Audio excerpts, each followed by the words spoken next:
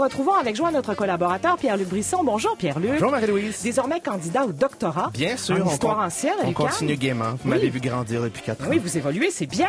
Alors, vous avez lu pour nous La fin de l'intellectuel français. Pierre-Luc, c'est le nouvel ouvrage de l'historien, très important d'ailleurs, israélien, Shlomo Zahn, à qui l'on doit notamment déjà le provoquant comment le peuple juif fut inventé en 2008. Oui, c'est un historien israélien qui est campé à gauche, qui a été très critique notamment de l'État d'Israël et du traitement des territoires occupés en Palestine. Et c'est aussi un francophile qui a étudié dans sa jeunesse à Paris et qui porte un regard à la fois amoureux mais très critique sur le monde, très nostalgique et très critique sur le monde intellectuel français. Ouais, il y a matière quand même, il pourfend littéralement Michel Houellebecq, Éric Zemmour, ah oui, Alain Finkielkraut. le dernier chapitre de son ouvrage est un réquisitoire en règle contre ces intellectuels-là qui l'accusent notamment d'islamophobie.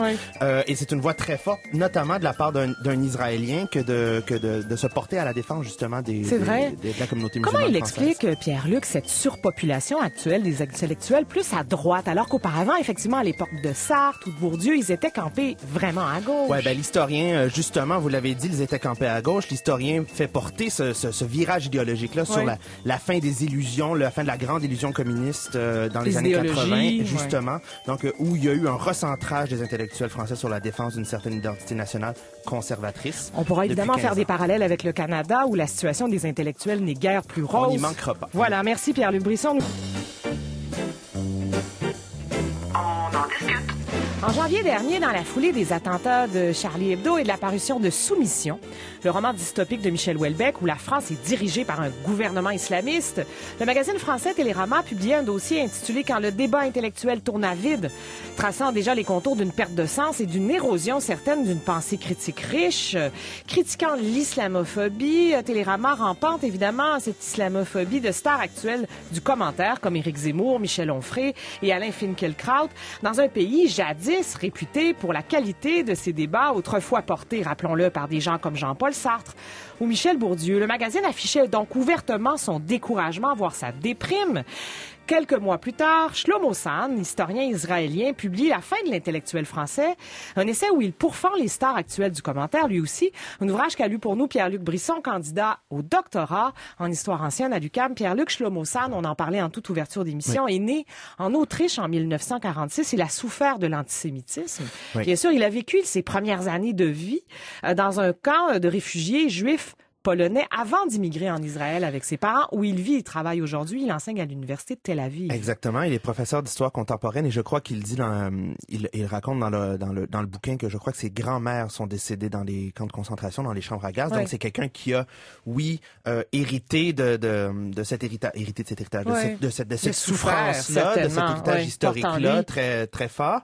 A publié, plusieurs essais depuis 1984. Oui, ça a marqué sa vision du monde. Vous l'avez dit d'entrée de jeu, il a publié des essais très critiques sur le rôle du gouvernement israélien par rapport au peuple palestinien dans les territoires occupés. Il faut être courageux pour faire ça dans un pays comme Israël. Bien sûr, ils sont pas très nombreux et donc il dénonce justement les actes du gouvernement israélien. Donc c'est quelqu'un qui est très sensible à la question, de l'antisémitisme pour l'avoir vécu et ça fait partie de son héritage familial, mais aussi à la question de l'islamophobie. On le dit en introduction et on va y revenir parce que ça occupe, une bonne place de la critique qu'il porte aujourd'hui sur les commentateurs et les intellectuels. Il fait français. un parallèle, en fait, entre l'islamophobie actuelle dans l'ouverture de son essai et ce qui s'est passé à la fin du 19e siècle, la fameuse affaire Dreyfus. Rappelons le décor. Ce fameux texte de Zola, J'accuse, qui cristallise un peu ce que va devenir la pensée des intellectuels au cours du 20e siècle. Bien sûr, le colonel Alfred Dreyfus, donc, était accusé par les autorités militaires de collaboration et d'espionnage. On a appris finalement, au terme de 2 procès, que ça avait été monté de toutes pièces. Mais en effet, Émile Zola, l'écrivain, va publier une tribune dans le journal L'Aurore. Sa tribune s'appelle J'accuse, où il va dénoncer justement l'antisémitisme des hautes autorités militaires françaises, du gouvernement, etc. Donc, c'est vraiment le J'accuse de Zola qui porte sur les fonds baptismaux, si je pourrais dire, la figure d'un intellectuel français en France. Et tout au cours du 20e siècle, cette figure-là va prendre différentes formes. L'intellectuel français va accompagner de grands débats, va accompagner de grandes questions sociales. On pense à la Première Guerre mondiale, Deuxième Guerre mondiale, donc où il y aura ces élans d'unité nationale. Jean Jaurès, évidemment, dont il parle dans cet essai qui a été très important, assassiné. Intellectuels français qui ne se retrouveront pas toujours du bon côté de l'histoire. Il consacre 2 chapitres notamment aux errements des intellectuels français. D'abord, durant la Seconde Guerre mondiale, où beaucoup d'intellectuels et d'écrivains vont collaborer avec les forces occupantes de l'Allemagne nazie. Oui, c'est pas toujours glorieux. Non. Jean-Paul Sartre et Simone de Beauvoir, d'ailleurs, s'ils n'ont pas collaboré, ne sont jamais entrés dans une résistance très active. Ils vont continuer de publier sous l'Allemagne nazie, notamment. Et dans les années 50 et 60, les intellectuels français, on le sait, c'est l'un de leurs grands crimes, selon les commentateurs de droite, vont cautionner les crimes du stalinisme en URSS Mao et aussi. le maoïsme, etc. Oui, notamment Sartre. Donc, on voit que les intellectuels français vont avoir une place prépondérante dans le débat public en France au 20e siècle. Et c'est peut-être un exceptionnalisme français et sur lequel Shlomo Sand revient en introduction de son bouquin. C'est-à-dire que la figure d'un intellectuel français, il insiste sur le caractère parisien de cet intellectuel-là. Est tout à fait particulière dans le monde. Est tout à fait particulière dans le monde, en Occident. Pour la simple et bonne raison, qui tiennent à plusieurs raisons, dont une raison historique, pour la simple et bonne raison que depuis la monarchie absolue en France, Paris est la tête de ce pays-là. Tout est concentré à Paris. Les institutions culturelles, les grandes institutions du pouvoir. Quand on parle d'institutions culturelles, on pense par exemple à la Sorbonne qui a été fondée par Richelieu, l'Académie française. On va penser au Collège de France aussi. Donc les grandes institutions culturelles sont à Paris. Les lieux de pouvoir sont à Paris. C'est intéressant, il y a une concentration urbaine, alors que dans un pays comme les États-Unis, ça peut se passer à Chicago, ça peut se passer sur la côte est, la côte ouest. On peut publier un bouquin important à Boston, à Chicago, à New York, alors que les intellectuels français n'existent sur la scène publique qu'à Paris. Parce qu'ils ont des grands éditeurs parisiens ou parce qu'ils ont publié à Paris. Et par la suite, ça percole dans les provinces françaises. Hein. Mais même les intellectuels français qui ne sont pas originaires de Paris, pensons à Michel Onfray, par exemple, vont faire cette espèce de grande montée vers la capitale, un peu comme des Rastignac, et ils vont aller publier dans la capitale. Il y a plusieurs facteurs. Il y a des facteurs culturels. Il y a la place accordée au débat qui est encore existante en France, même si les acteurs du débat ont profondément changé. Ils réfléchissent à ça, Shlomo Sand. Il y a évidemment des médias qui existaient beaucoup dans les années 70. Souvenons-nous des émissions de Bernard Pivot, par exemple, qui donnaient une place aux écrivains ou aux intellectuels. Ça aussi, ça a disparu. En tout cas, ça s'est profondément érodé. Le phénomène pivot pour Shlomo Sand, dans son optique, c'est au fond, c'est l'émission qui marque un peu le déclin de l'intellectuel français. Et je vais vous expliquer pourquoi. C'est-à-dire que ce que Shlomo Sand, l'essai n'est pas un essai sur les intellectuels français ou l'histoire des intellectuels français. Il se questionne vraiment sur la position public de l'intellectuel. Et donc, ce qu'il dit, c'est, on le disait, dans les années 40, 50, 60, les intellectuels se sont toujours positionnés sur de grands enjeux, communisme, fascisme, Première Guerre, Deuxième Guerre, mai 68, le Vietnam, etc. Avec les années 80, arrive, au fond, la grande désillusion. L'URSS s'effrite, le mur de Berlin tombe, la grande illusion communiste s'effondre. C'est la fin des grandes idéologies. C'est la fin des grandes idéologies. Et donc, ces intellectuels-là qui avaient accompagné ces grandes idéologies-là et ces grands débats vont plutôt maintenant se retourner vers eux-mêmes, c'est-à-dire que vont se retourner sur leur champ de production privé, à savoir l'université, parce que la plupart des grands intellectuels français du 20e siècle étaient avant tout des universitaires ou des gens qui avaient fait des carrières dans les sciences humaines, des sociologues pour la plupart. En tout cas, bien sûr. Oui, des sociologues, des philosophes, même des historiens, et qui, forts de leur statut d'universitaire, après avoir publié des bouquins importants, allaient intervenir dans le débat public parce qu'ils avaient acquis cette aura-là au sein de l'université. Maintenant, avec l'effondrement des grandes idéologies, les universitaires aujourd'hui, et c'est une critique que Shlomo Sand adresse aux universitaires, dont il est lui-même en tant qu'historien, et avec lequel je suis tout à fait d'accord. Oui. C'est une critique qui était reprise par Chomsky d'ailleurs. Les universitaires aujourd'hui ont adopté un jargon technique que plus personne comprend.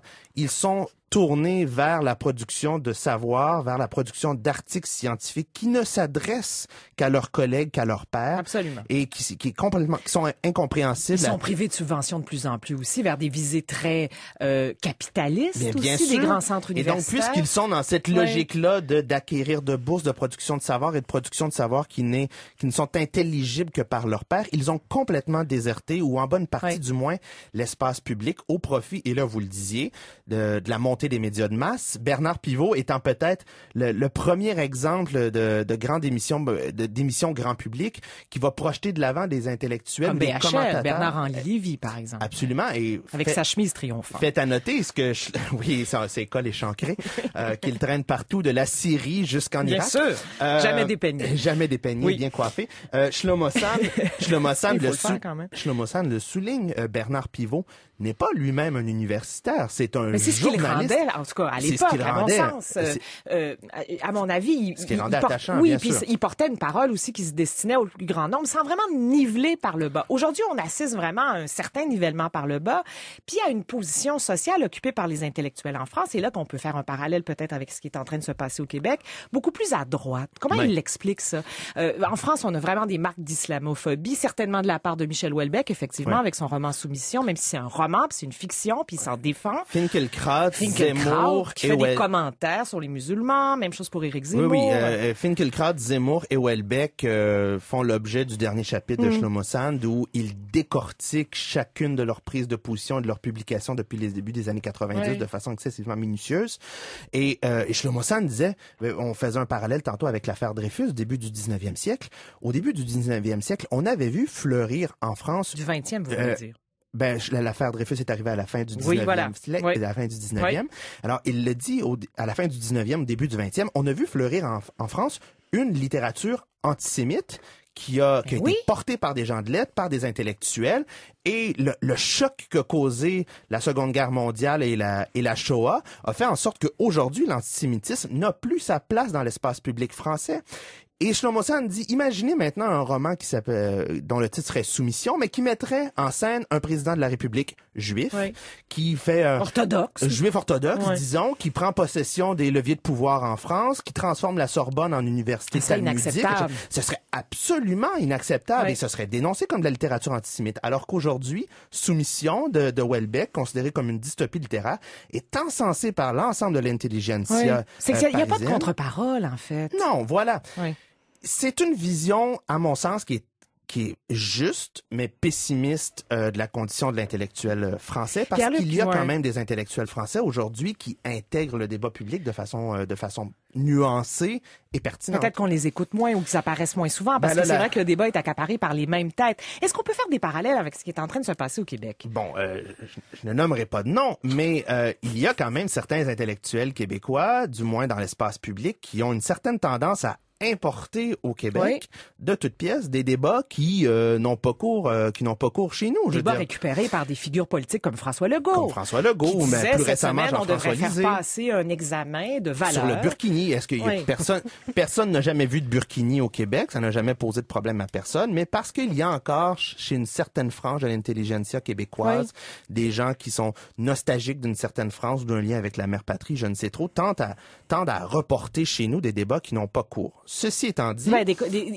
qui visent pas à faire réfléchir ou à construire une pensée complexe. Ça vise à attiser la colère, là. Du tout. Voire la peur. Et c'est pour ça que je tenais à souligner, par contre, la contribution de certains intellectuels français dont on a déjà discuté sur ce plateau dans les dernières saisons, dont on va sans doute discuter dans les prochains mois. D'abord, l'historien Patrick Boucheron, qui vient d'intégrer le Collège de France et dont la leçon inaugurale au Collège de France, qui est une institution vénérable, il s'en est servi pour décoiffer un peu ses collègues professeur et il s'est mérité une ovation debout de la plupart des étudiants.